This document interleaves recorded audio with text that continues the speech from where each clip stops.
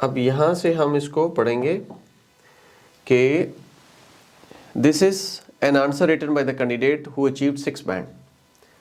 The 2 maps illustrates. अगर ये 2 maps हैं तो क्या यहाँ पे इलस्ट्रेट होना चाहिए? होना चाहिए नहीं होना चाहिए? नो, इलस्ट्रेट यहाँ पर नहीं होना चाहिए ना, तो ये मिस्टेक है। इलस्ट्रेट्स एस तब आता है when your subject is singular, when your subject is plural तो फिर यहाँ पर एस नहीं आएगा। द नॉर्बिटन, नॉर्बिटन का एन स्मॉल होना चाहिए कैपिटल होना चाहिए? कैपिटल होना चाहिए। Area in the present days as well as the plan development, बाकी तो ठीक है। Overall comma, Norbiton industrial area is located at the east side of the town, क्योंकि टाउन हमारा वेस्ट पे था, इंडस्ट्रियल एरिया ईस्ट साइड पे था। East side of the town with the river on the north side, ठीक है, ये east हो गया और river on the north side, ये भी ठीक हो गया। Separating the farm land from the industrial area which is located in the center of the map represented by a few factory buildings and roads. River north पे है, town waste पे है और बाकी ये चीज़ें थी वो सेंट्रल एरिया में बताई गई हैं। Okay, followed by the main road at the extreme south of the map. बिल्कुल नीचे जो था वो मैप था। व्हेन यू आर राइटिंग तो आप इतनी क्लियर अपनी राइटिंग लिखें, इतनी इजी वर्ड्स में अपनी राइटिंग लिखें कि एक बंदा सुन रहा है तो वो इजीली मैप बना सके। मैप कैसे? On the south side there is a road, on the west side there is a town, in the central area there are factories and upward there is a river. अब यहाँ पर देखें तो the planned जी देखें, sometime we try to include जो हमारे होते हैं ना हाई फ्रीक्वेंसी वर्ड्स, और उन हाई फ्रीक्वेंसी वर्ड्स का नुकसान ये होता है कि हम फंस जाते हैं, सही लिख नहीं पाते, वो वर्ड्स जस्टिस नहीं होते। तो जितना आप इजी और सिंपल रखेंगे उतना इजी रहता है। The plan development shows a substantially growth. अब ग्रोथ आपका नाउन है तो सब्सटेंशियली आपका एडवर्ब है, एडवर्ब के साथ वर्ब आना चाहिए, ठीक है। तो नाउन के साथ क्या आना चाहिए? Adjective. And modifications of the overall infrastructure of the area between the farmland and the main road. Modifications of the overall infrastructure of the area between the farmland and the main road, ठीक है। Firstly the plan development of the Norbiton area replaces what once were factories for housing। पहले ये factories थी, अब क्या replace हो गया? Housing.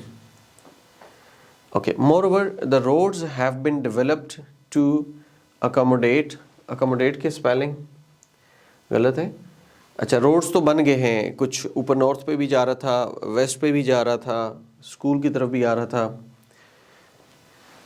To the new buildings that have been planned for the area, which are a school, school के लिए road गया है, a playground, playground के लिए भी रोड गया है, to the east side of the roundabout, located in the center of the map, as well as shops and medical center around the roundabout, यानी कि ये उसके साथ है।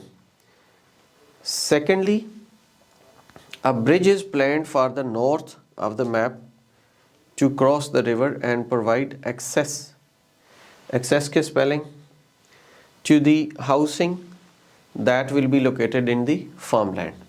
अब ये चीज़ें हैं कि चंद एक इसमें स्पेलिंग मिस्टेक्स हैं और इस तरह की चीज़ें उसने लिखी हैं, कुछ एडजेक्टिव एडवर्ब का इशू है, लाइक ग्रामेटिकल मिस्टेक्स हैं, few errors are there। अब we have to look at the examiner review। Examiner review जो है, दिस इज एग्जामिनर रिव्यू। अब ये ज़रा देखें कि एग्जामिनर क्या कहता है। This response covers the key changes to be made to the industrial area. Key changes को वो कवर करता है, दिस is plus point. Okay, although more detail could be provided, for example housing to the west of the roundabout. ये वो छोड़ गया था, उसने स्कूल बताया है, मेडिकल सेंटर बताया, ईस्ट साइड की हाउसिंग बताई, वेस्ट साइड पे एक रोड जा रहा था ऊपर हाउसिंग को, वो उसने नहीं बताया। ठीक है, there is an overview in the second paragraph and the response could be improved by adding a summary of the main changes. यानी कि समरी हम दे सकते थे एंड पे जाके, सेकंड पैराग्राफ में तो उसने ओवरव्यू दे दिया है, एंड पे समरी भी होनी चाहिए थी। आइडियाज आर अरेंज्ड कोहेरेंटली, तो ठीक है, with some effective use of cohesive devices what once were, ये एक प्लस पॉइंट है। ठीक है, सीक्वेंसिंग एडवर्ब्स जैसे फर्स्टली, सेकेंडली, ये भी वो कह रहे हैं कि this is plus point. And referencing which, that, ये है रिलेटिव प्रोनाउन जो बैक साइड इंफॉर्मेशन को रिलेट करते हैं। There is some less common vocabulary but spelling is often inaccurate, यानी कि उसने वर्ड्स अच्छे यूज किए हैं लेकिन मिस्टेक्स कर गया। जैसे मैंने कहा था ना, when you go for higher frequency verbs या वर्ड्स, तो you won't be able to justify them. तो क्या हुआ, अकोमोडेट की ये स्पेलिंग थी, वो गलत कर गया, बिल्डिंग्स के स्पेलिंग गलत कर गया। Then and a word formation is inaccurate, substantially, यहाँ पे उसको सब्सटेंशियली ग्रोथ जो है, ये मैंने बताया था कि this is substantial, that is adjective, growth आपका नाउन है, तो यहाँ भी वो मिस्टेक कर गया। To achieve a higher score the candidate would need to reduce the number of errors in vocabulary and sentence structure. Error कहाँ कहाँ उसने कम करने, वोकैबुलरी में, सेंटेंस स्ट्रक्चर में। तो ये एक तरीका है इसको सीखने का, राइटिंग टास्क 1 को सीखने का, कि when we read the question, go for the ideas, what are you going to write, then